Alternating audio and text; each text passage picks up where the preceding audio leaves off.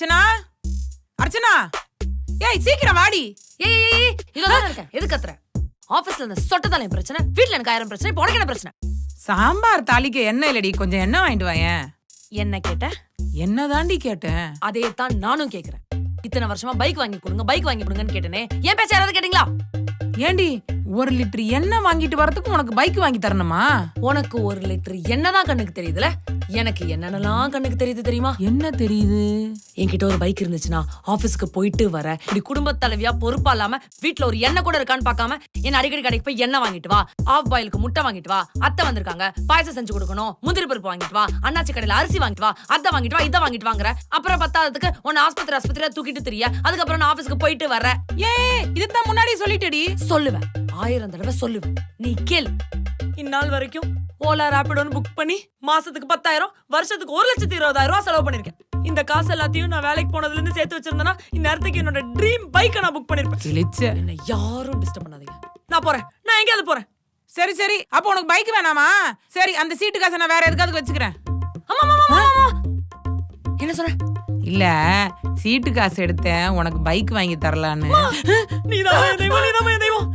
உனக்கு என்னமா வேணும்? இப்ப என்னதானே வேணும்? என்ன கேளுமா, நான் வாங்கிட்டு வரமா.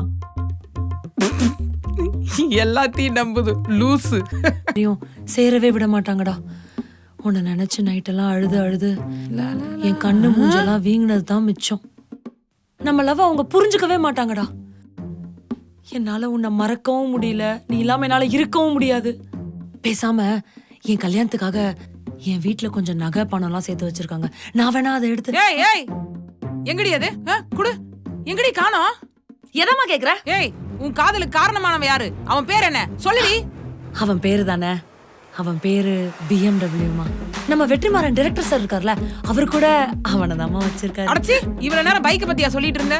நீ எப்படி இப்படி பைக் மேல பைத்தியமான? காலேஜ்ல இருந்தே அப்படிதானேமா. நினைச்சு பாரு, நீயும் அப்பாவும் எனக்கு ஒரு பைக் வாங்கி கொடுத்துருக்கீங்க, சரியா? ஷோரூம்ல அந்த போர்வை இப்படி எடுக்கும் போது அப்படியே பல இருப்பாமா.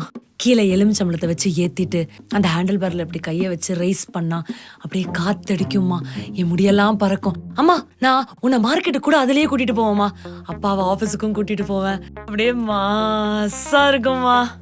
அர்ச்சனா, அம்மா உனக்கு பைக் வாங்கி தரேன், அதுக்கு முன்னாடி ஆஸ்பத்திரி போயிட்டு வந்துருவோமா? ஏமா?